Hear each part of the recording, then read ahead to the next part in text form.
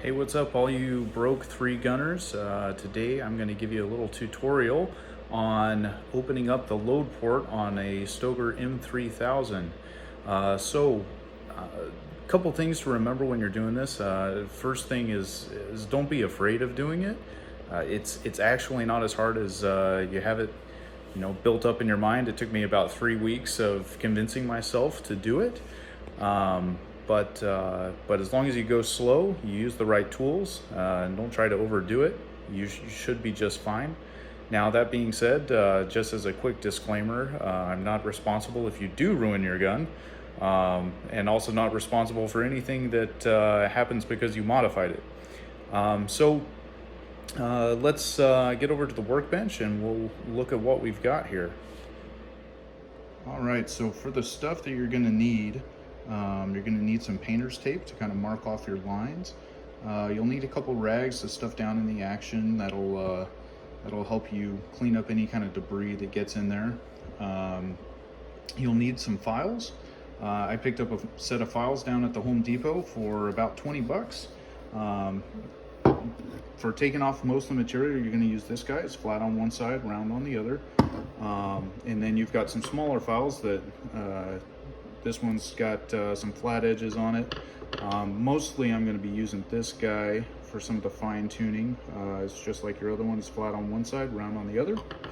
I do use a Dremel tool to polish everything up so it looks nice, but I don't take off any material with it really. So just keep that in mind. I've got my safety glasses over there in the pouch, and that's pretty much all that I use for opening up the load port.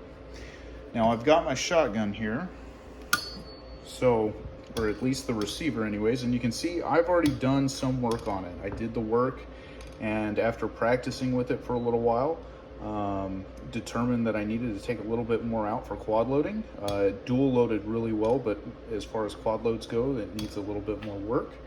So on the Stoeger, you have to be really careful because the serial number is right over here on this side, and you don't want to mess up with that. But over here on this side, you have a lot of room to work with, and so today I'm probably going to be dropping it off, taking turkey off the receiver, and then we'll go from there. So I'm going to get this guy taped up. I highly recommend taping it before you start chunking away at it. The reason being that it makes it a lot nicer to make it look good. A lot of guys just freehand it, and it looks like garbage afterwards. It's functional, but it looks like garbage. So let's get started on this guy.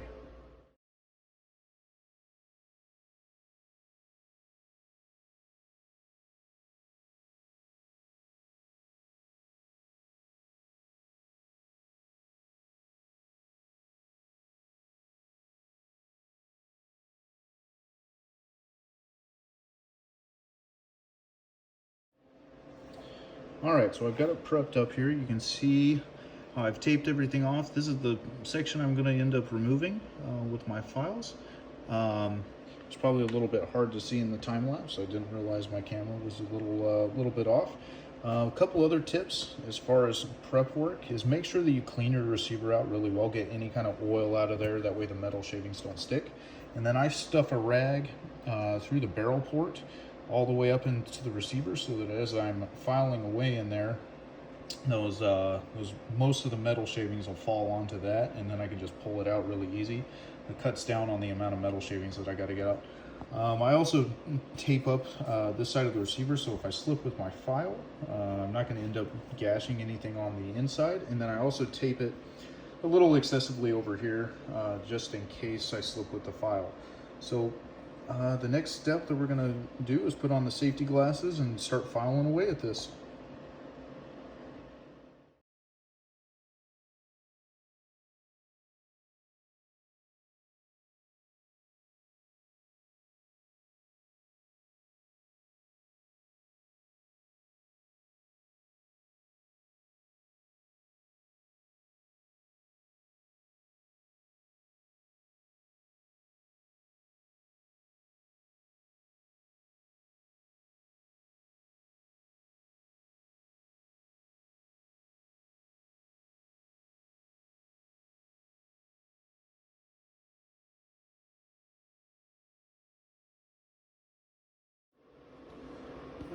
so I finished my rough cuts.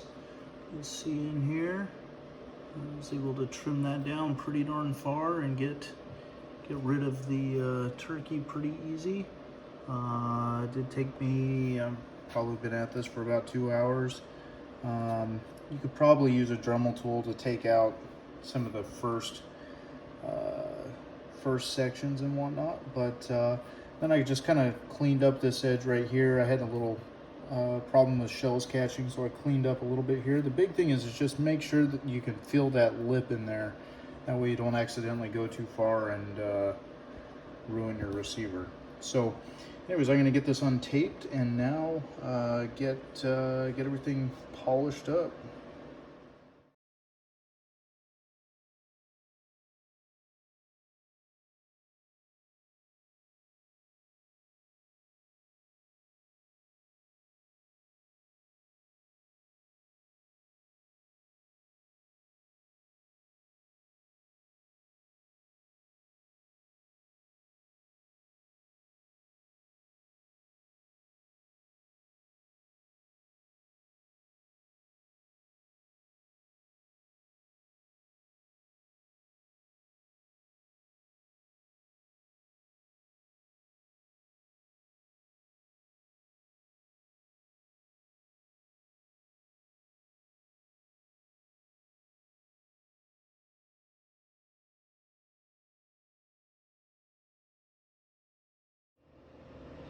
Alright, so we got that all polished up. I might do a little bit more polishing with the Scotch-Brite pad, kind of take out some of those deeper tooling marks.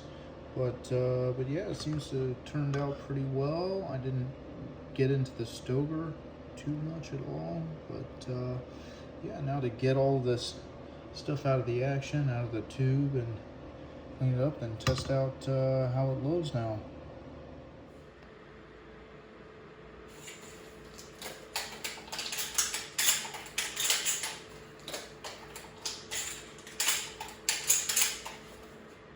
After a few repetitions, it's definitely a lot smoother than it used to be. I could definitely use some more practice on my end to make it run even better, but big improvement, big improvement. So big thing is, don't be afraid to open up that load port on your own if you don't think that you can pay to have it done by somebody else.